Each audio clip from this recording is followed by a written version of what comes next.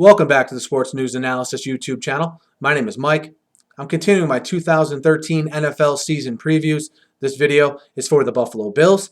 The Bills finished 6-10 last season, definitely underachieving from what their preseason expectations were when it was thought they could be battling it out for that first or second wild card spot heading into the season.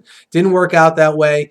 Inconsistent at best on both sides of the ball, which was a major reason why you saw coaching changes in the offseason. Doug Marrone, former Syracuse head coach, is now the head coach. He brings Nathaniel Hackett, his offensive coordinator from Syracuse as well, with him.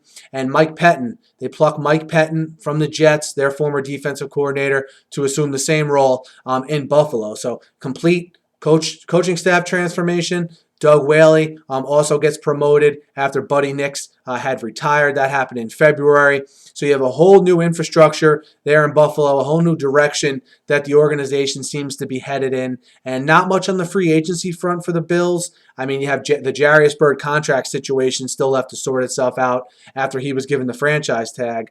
Other than Andy Levitre leaving, which I know was a big loss, not much going on for the Bills. In the offseason, they signed Kevin Kolb as a free agent. I'll get to the quarterback situation later. But, getting into the draft now, the Bills made some news on day one, trading back from pick 8 to pick 16. And with that pick 16, taking the quarterback EJ Manuel from Florida State. And some thought it was a pretty controversial pick, that he was the first quarterback to go. Obviously, Whaley and Marrone and Hackett see something in the young quarterback from Florida State, enough obviously to take him as the first quarterback overall.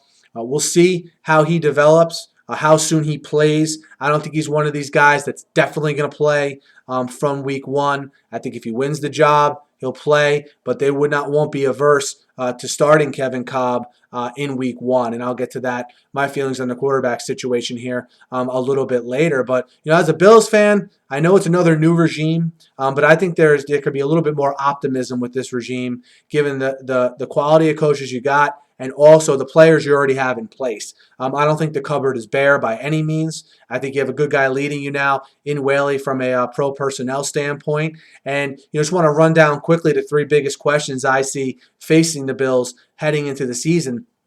And the third question I have is, how committed are they going to be to CJ Spiller being the feature guy? I'm high on Fred Jackson. I like Fred Jackson. I think he's a consummate pro. But I think the flashes you see from CJ Spiller in not a limited role, but definitely a part-time shared role, I think the flashes you see from him, I don't think I'm out of line by saying I think Bills fans, and I know as a non-Bills fan, by someone who just likes football, I want to see this guy get more of an expanded role. He's one of the few guys in the NFL that can run the ball and catch the ball out of the backfield, with equal greatness, or I don't know, greatness might be too strong, but with equal effectiveness. It's probably a better way to put it. And we'll see how they handle the whole Fred Jackson, CJ Spiller dynamic. I mean, heck, CJ Spiller can even return kicks for you if you need it. He's a true multi-threat player, a player that's exciting to watch. I know a lot of fantasy football owners will be watching how they use CJ Spiller, but how did this new offense feature CJ Spiller? I think is question number 3. Question number 2 for the Bills, I think, gets back to that quarterback situation. You basically have a two-man race, right, between Kevin Kolb and EJ Manuel. I think the way this is going to sort of play itself out, I think you see Kolb start the season.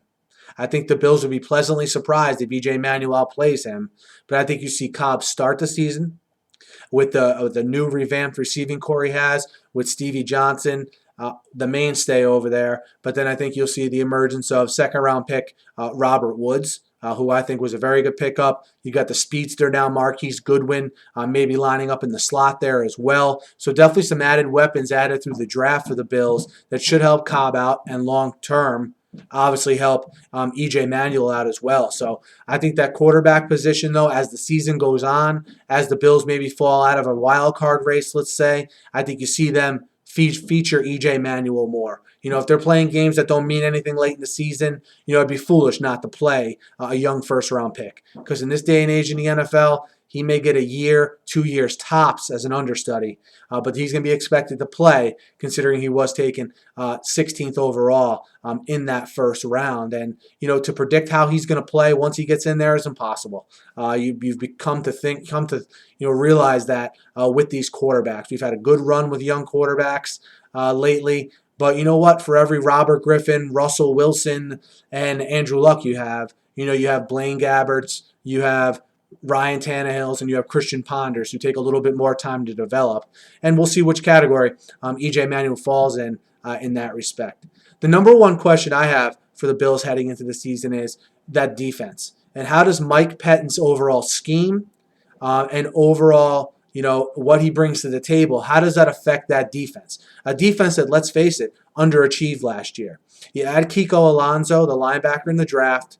All right, you already have Kyle Williams, Marcel Darius, Mark Anderson, Mario Williams. You have Stephon Gilmore. You have Jarius Byrd if they're able to sort of sift through this contract situation. You have talent on the defensive side of the ball. Talent that, let's face it, was not realized last year after they obviously threw money at that side of the ball in the offseason.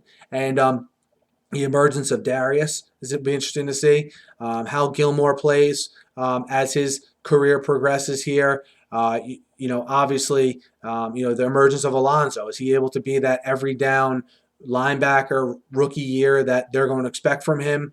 And obviously, the Jarius Byrd signing is sort of a situation unto its own that needs to get done. But just a lot of questions heading into the season here on that defense. I think they got the right guy to sort of get the effort and the potential to reach their maximum effectiveness by hiring a guy like Pettin. We'll see how that sort of unfolds. But the Bills have always relatively, even with Ryan Fitzpatrick, been able to put up numbers. And I think with Spiller and obviously Fred Jackson, with Stevie Johnson, complemented now by who I think is going to be a really good professional receiver in Robert Woods. I think if you start Kolb initially to start the season, I think that offense can be competent enough to put up points.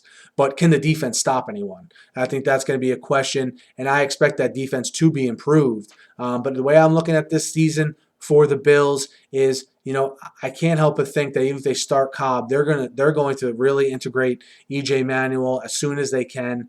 I'm looking at 7-8 wins for the Bills, and if everything goes right, 10 wins. But I look at the ceiling for them, probably the height being 9 and 7 or 8 wins where they end up. I think they have a very real chance to be second place in the AFC East. I'm not as high on the Dolphins as some other people are. We'll see how the season unfolds for the Bills, though. I know the people in Buffalo love their Bills. I'm interested to see what they say, how they see this season sort of unfolding. And I think, as far as the win total goes, it's all based on when do you see EJ Manuel taking the reins. If you think he's going to start week 1, I don't see how you could have the Bills having more than 5 or 6 wins. Based on the fact they'll be starting a rookie quarterback. But if Kolb can stay healthy and they can protect him, I think they have underrated weapons around him. And if the offensive line, most importantly, can block for the guy, I think you may be surprised by a 7-8-9 win Bills team here in 2013. Let me know what you guys think. Hit me up in the YouTube comments. Hit me up on Twitter at SNewsAnalysis. Guys, I'm previewing every team here before the season starts. I'll be posting daily videos once the season starts. Check out my library of videos here, guys. Over 500 of them talking football. Thanks again for listening. Have a great day, and be sure to subscribe.